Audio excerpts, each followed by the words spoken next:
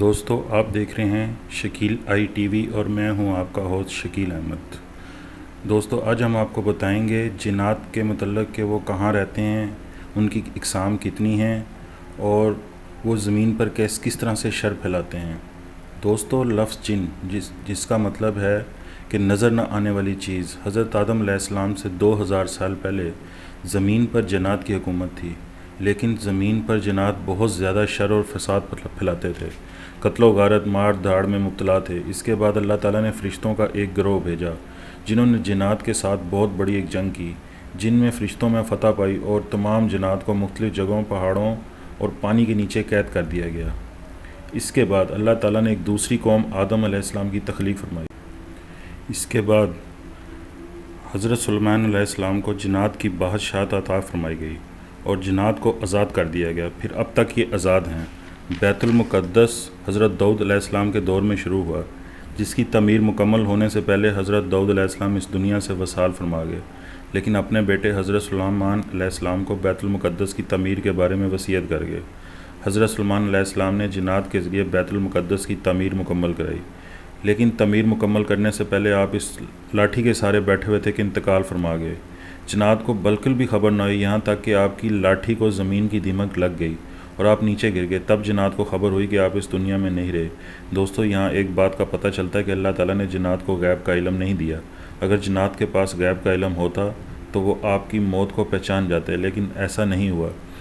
اس سے صاف ناقص علمی کے باعث بہت سے عورتیں اور مرد جعلی عامل اور پیروں فقیروں کے پاس اپنی جمع پونجی لٹا بیٹھتے ہیں اور فلاں پیر کے پاس جنات ہیں اور وہ ہمیں غیب کا پتہ دے گا، جبکہ یہ سب غلط ہے۔ یہ لوگ اپنا پیسہ برباد کرتے ہیں۔ اگر جنات کو علم ہوتا تو آپ کی موت کو پہچان جاتے، لیکن ایسا نہیں ہوا۔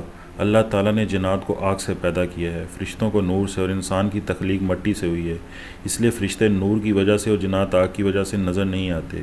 ایک جگہ ذکر ہے کہ اگر جنات ہمیں نظر آنا شروع ہو جائیں تو سورج کی روشنی بھی زمین تک نہ پہنچ پائے، انسان کے لیے اس دنیا میں رہنا مشکل ہو جائے۔ اس لیے جنات ایک ایسی حقیقت ہے کہ ہم بحیثیت مسلمان اس کے وجود سے منکر نہیں ہو سکتے۔ سائنس جنات کو نہیں مانتی کیونکہ اس پر کوئی بھی سائنسدان تجربات نہیں کر سکتا، لیکن ہمارا مذہب ہمیں یہ بتاتا ہے کہ جنات کا وجود موجود ہے۔ قرآن پاک میں بہت سی جگہوں پر جنات کا ذکر آیا، بلکہ سورۃ الرحمن میں تو بار بار جنات کے بارے میں کہا گیا ہے۔ جنات کے رہنے کی جگہ مختلف ہو سکتی ہے، مثلاً پخانے والی جگہ پر۔ اس کے علاوہ ٹیلوں، سوراخوں اور ہمارے ساتھ ہمارے گھروں پر بھی جنات رہتے ہیں۔ ان سے بچنے کے لیے مختلف دعائیں بتائی گئی ہیں۔ ہمارے گھروں میں چونکہ نماز اور قرآن پاک کی تلاوت بالکل ختم ہو چکی ہے، جس کی وجہ سے انہیں ہمارے گھروں پر بآسانی رہنے کے لیے ماحول سازگار مل جاتا ہے، اور گھروں میں داخل ہو کر یہ بہت نت نئے فتنے اور فساد برپا کرتے ہیں۔ اس کے علاوہ قبرستانوں اور ویران جگہوں پر بھی ان کا بسیرا ہوتا ہے۔ شام کے وقت چھوٹے بچوں کو چھت پر اور باہر نہیں نکلنے دیا جاتا، یہ چھتوں پر بھی رہتے ہیں۔ چکنائی والی جگہوں اور جھاڑیوں پر بھی ان کا مسکن ہوتا ہے۔ امام جلال الدین اصفہانی لکھتے ہیں کہ جنات کی کئی اقسام ہیں، سب سے خطرناک اقسام وال ہوتی ہے، یہ سب سے خبیث قسم ہے۔ یہ رات کو ہی باہر نکلتے ہیں، جنگل اور ویران جگہ ان کا مسکن ہے۔ یہ بالکل آپ کے ساتھ کسی انسان کی شکل میں چلتے ہیں اور آپ کو ان کا احساس تک نہیں ہوتا۔ اس کے علاوہ یہ ہر طرح کی شکل بنانے پر قادر ہوتے ہیں۔ جنات کی دوسری قسم ہے سلاسہ، جنگل میں رہنا پسند کرتے ہیں۔ اس قسم کے جنات کو انسانوں کو ڈرانا بہت پسند ہے، یہ انسان کو ڈرا کر اس کے پیچھے بھاگتے ہیں۔ تیسری قسم جن کو کہتے ہیں ریوار، یہ اس کی شکل بہت بھیانک ہوتی ہے۔ چوتھی قسم کہلاتی ہے وولان، یہ ویران سمندری جزیروں کے اندر رہتے ہیں اور اس کی شکل شتر مرغ انسان کے مشابہ ہوتی ہے۔ اس کے علاوہ کچھ جن انسان سے بہت مانوس ہوتے ہیں اور انسان کے ساتھ رہنا پسند کرتے ہیں۔ اس قسم کے جن انسانوں کو نقصان نہیں پہنچاتے۔ اس کے علاوہ کچھ جنات ہوا میں اڑ سکتے ہیں، جو کہ ہوا کے بگولوں یا ٹویسٹر میں موجود ہوتے ہیں، اور ان کی رسائی پہلے آسمان تک ہوتی ہے۔ قدرت کے رازوں کو جاننے کی کوشش کرتے ہیں، جن پر فضا میں موجود پتھروں یعنی شہاب ثاقب سے ان کا استقبال کیا جاتا ہے۔ جب نبی پاک صلی اللہ علیہ وسلم پر پہلی وحی نازل ہوئی تو ان پر پہلے آسمان کا دروازہ بند کر دیا گیا۔ اس کے علاوہ سب سے طاقتور جن، جنہیں عفریت کہتے ہیں، اس طاقتور جن عفریت کا ذکر حضرت سلیمان علیہ السلام سے منسوب ہے، جس نے ملکہ بلقیس کے تخت کو پلک جھپنے سے بھی پہلے حاضر کر دیا تھا۔ جنات کئی ہزار سال تک کی زندگی پاتے ہیں، جس کا اندازہ آپ اس بات سے لگا سکتے ہیں کہ ایک صحابی جن حضرت عثمان بن صالح کا انتقال 216 ہجری میں ہوا، جنات کے اندر مختلف مذاہب کے جن موجود ہیں، ان میں مسلمان اور ہندو ہر طرح کے جن موجود ہیں۔ ان کی آبادی کا آپ اس بات سے اندازہ لگا سکتے ہیں کہ اگر انسان کا ایک بچہ تو ان کے ہاں 9 بچے پیدا ہوتے ہیں، مطلب انسان سے 9 گنا زیادہ بچے ان کے گھر ہوتے ہیں۔ شریر جنوں کو شیطان کہتے ہیں اور ان کا سردار ابلیس ہے، یہ اسی کے احکامات مانتے ہیں۔ ابلیس سب سے پہلے ان کا نام حارث تھا، اس کا پوتے کا بیٹا ہے۔ ابلیس نے حضرت آدم علیہ السلام کو سجدہ کرنے سے انکار کر دیا اور اللہ کے حکم کی نافرمانی کی۔ اس کو یہ سزا دی گئی کہ اسے بارگاہ الہی سے ذلیل کر کے نکال دیا اور ہمیشہ کے لیے مردود ہو گیا۔ اس نے قیامت تک کی مہلت مانگی جو کہ اس کو دے دی گئی، اور یہ تا قیامت انسانوں کو بھڑکاتا رہے گا، اور انسان جو کوئی بھی گناہ کرے گا اس کی سزا بھی اس کو دی جائے گی۔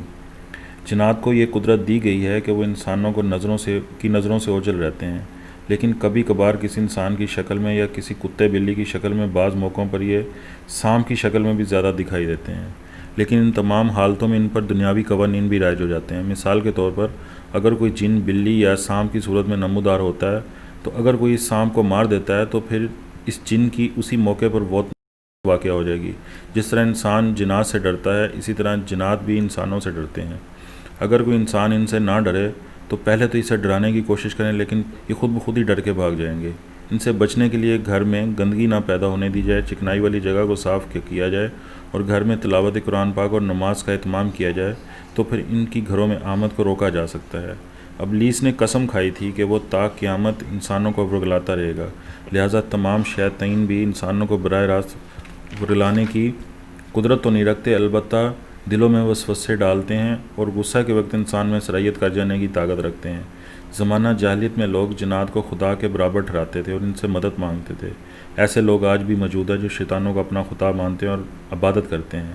حضرت عبداللہ بن مسعود سے روایت ہے کہ حضرت محمد صلی اللہ علیہ وسلم نے فرمایا کہ ہر انسان کے ساتھ ایک ہمزاد جن ہے اور ایک ہمزاد فرشتہ ہے۔ تو لوگوں نے پوچھا، اے اللہ کے رسول، کہ آپ کے ساتھ بھی ہے؟ تو آپ نے فرمایا، ہاں میرے ساتھ بھی ہے، لیکن میرا ہمزاد مسلمان ہو گیا اور وہ بھلائی کے کام کرتا ہے۔ اس حدیث سے یہ بات تو واضح ہوگی کہ جب بھی کسی انسان کے ہاں بچے کی ولادت ہوتی ہے تو اس کے ساتھ ہی اس کا ہمزاد بھی پیدا ہو جاتا ہے، جسے فارسی میں ہمزاد اور عربی میں وسواس کہتے ہیں، یعنی دلوں میں وسوسے ڈالنے والا۔ قیامت کے دن جہنم میں اگر ایک انسان کو ڈالا جائے گا تو 1000 شیاطین کو بھی ڈالا جائے گا۔ قیامت یعنی ایسا دن جس دن موت کو بھی موت آ جائے۔ آپ سوچیے کہ اگر کوئی اس دن جہنم میں ہو تو وہ ابدی طور پر جہنم میں ہی رہے گا۔ اللہ تعالی ہم سب کو جہنم کی آگ سے محفوظ فرمائے، آمین۔ آخر میں ناظرین، آپ ہمارے اس چینل شکیل آئی کو سبسکرائب کریں، لائک کریں، بیل آئیکن پر کلک کریں اور کمنٹ باکس میں جا کر کمنٹ کریں۔ شکریہ۔